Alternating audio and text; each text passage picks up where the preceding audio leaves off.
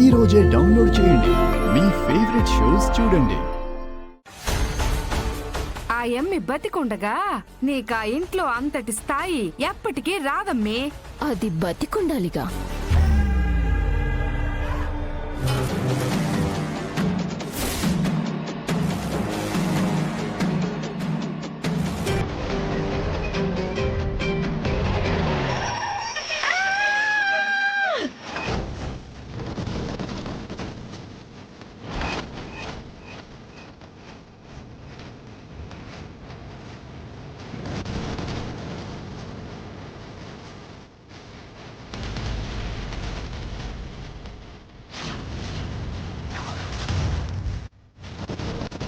నా కోడల్ని యాక్సిడెంట్ చేసి చంపాలని చూస్తున్నావా?